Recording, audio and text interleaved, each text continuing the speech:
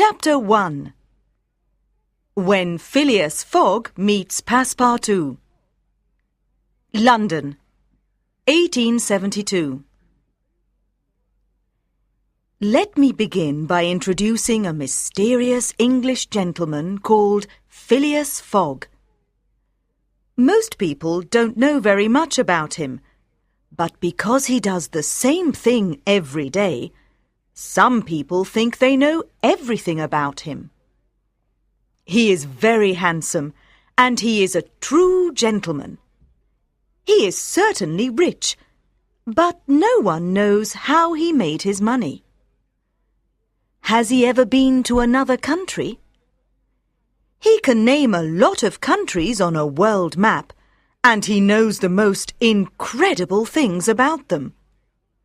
He probably travelled at one time, but some people insist that he has not left London for many years. Maybe he only travels in his head.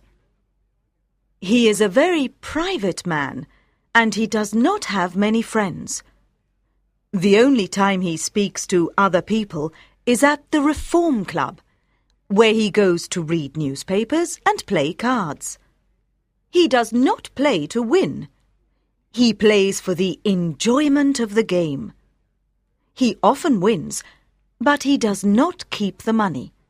He gives it to charity. He likes to see his games as a challenge that does not require any physical effort. He has lunch at the Reform Club every day, in the same room, at the same table. He goes home at midnight. He lives in his house in Savile Row, a good address in central London. No one ever goes there except his manservant, who must always be on time and be completely loyal to Phileas Fogg. In fact, this very morning, his manservant lost his job because the water he brought Phileas Fogg was too hot to shave with. And this is where our story begins. Phileas Fogg was sitting in his armchair waiting for his new manservant at some time between 11 and 11:30. At exactly 11:30, Mr. Fogg goes to the Reform Club.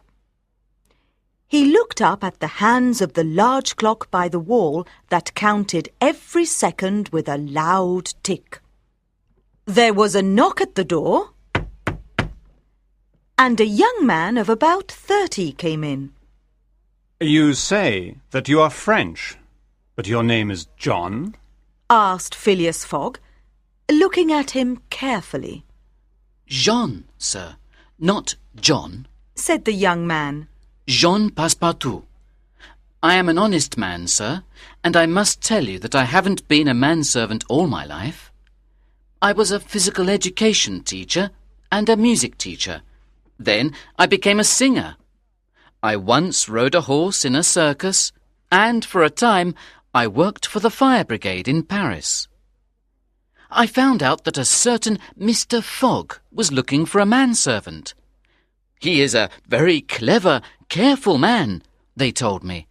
You won't find a quieter man in all of England. He does the same thing every day. And so I came here to ask about the job, in the hope of finally being able to live a quiet life."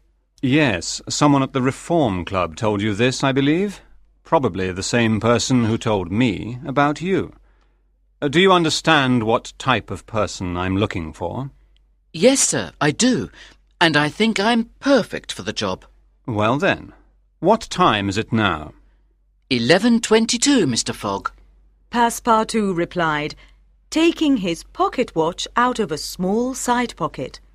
Exactly 4 minutes late, noted Phileas Fogg, looking at his own watch. So, let's say you started working for me as from 11:26? Phileas Fogg stood up from his armchair, picked up his hat, and went out of the door without saying another word. From this brief introduction, Passepartout was able to make note of his employer. He was about 40 years old, an elegant man with an attractive, gentle face. He was tall, with blonde hair and a moustache. He was the sort of person who remained incredibly calm even under pressure. He had gentle eyes that fixed you with a firm stare. He never seemed upset or worried. He was a typical Englishman. It was always difficult to guess an Englishman's true feelings. And our Frenchman? Passepartout had an attractive face, and he was incredibly strong. He had blue eyes and untidy, curly brown hair.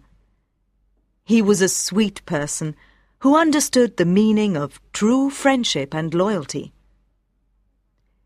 It was just after 11:30, and Passepartout, who was now alone in his new home, decided to look around.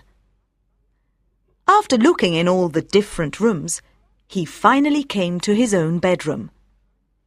Above the fireplace there was an electric clock. It was the same electric clock that Phileas Fogg had in his room. The two clocks ticked at the exact same second. Below the clock there was a piece of paper listing the details of Mr. Fogg's day. Not bad at all, thought Passepartout. A man who is as regular as clockwork. This is just what I was looking for.